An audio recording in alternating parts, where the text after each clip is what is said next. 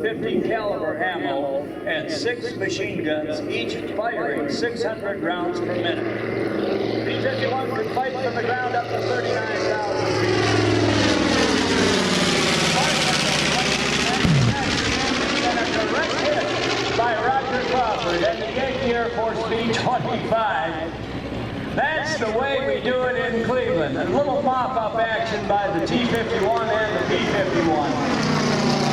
Roger Crawford on the other side of the runway. From anybody. Van Johnson, who we just lost a couple of years ago, was in that movie as well. Robert Stack was in the movie, and a very young Robert Mitchum. The award-winning Yankee Air Force B-25 Mitchell bomber.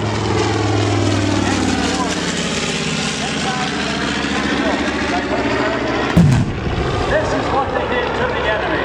Faster in a dive than many of the fighters going into World War II.